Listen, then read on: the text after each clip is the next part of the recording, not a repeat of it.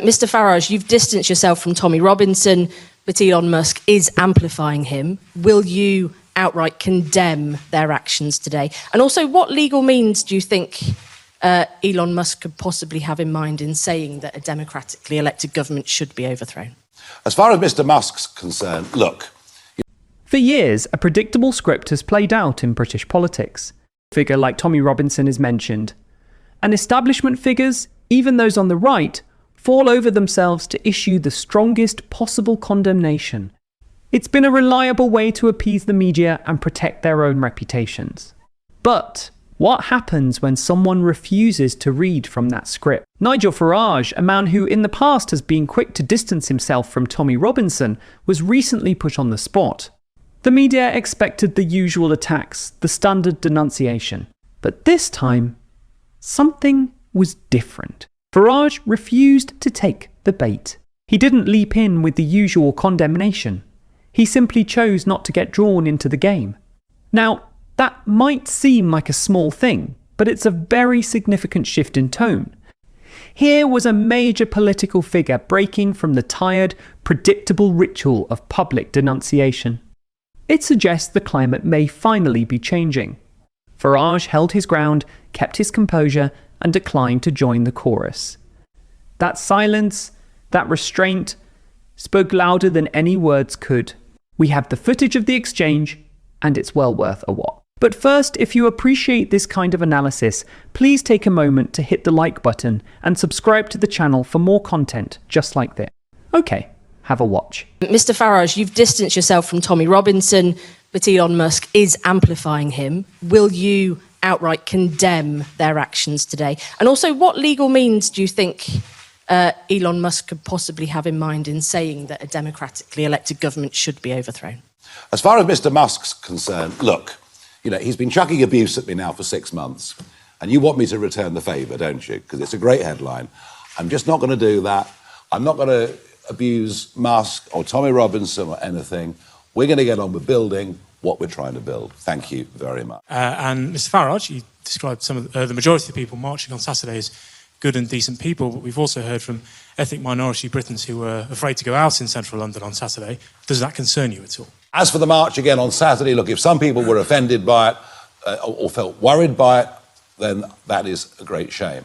Tell you what's even worse, the fact that over 50% of women don't feel safe walking the streets of London. Can you believe that in our capital city? Can you believe it? And by the way, that's not just at night time.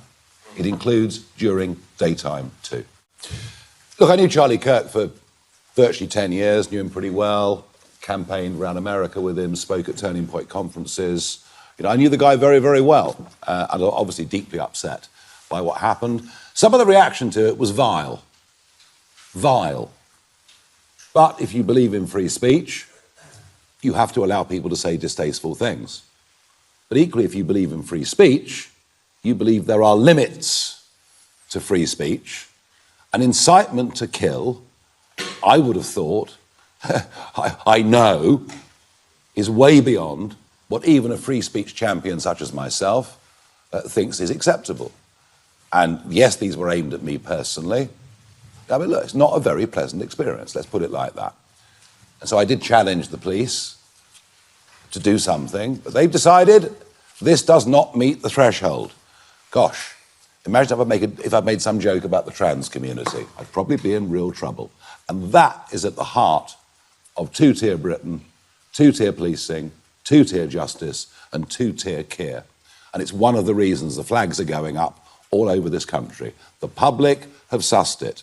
The government is not on the side of ordinary, decent, working people. So, what we just saw marks a noticeable shift. Instead of playing the media's game, Farage sidestepped the question and focused on his own agenda. In doing so, he sent a subtle but powerful message. He will not be forced to condemn individuals on command. It's a sign that politicians may be starting to realise they don't have to bend to the same tired narratives. In this case, Farage's silence was more telling than any condemnation he's made before. This approach stands in stark contrast to the new Home Secretary, who addressed the same protest and Elon Musk's comments with a more traditional government response. On Saturday, well over 100,000 protesters marched in London. In doing so, many exercised an ancient right, the right to peaceful protest. The Home Secretary delivered a message of unity and law and order, directly condemning the violence and the words of Elon Musk. Farage, however, is tapping into a different sentiment. He later spoke about what he perceives as a two-tier system in Britain, arguing that the establishment applies different rules to different groups. He believes the public has sensed this, and it's fueling a growing frustration with the government. This divergence in strategy is fascinating. Farage is positioning himself and Reform UK as the true opposition, not just to the Labour Party, but to the entire political establishment and its unwritten rules. But what do you think? What did you make of Farage's refusal to condemn Tommy Robinson? Was it a calculated political move, a sign of changing times, or something else entirely?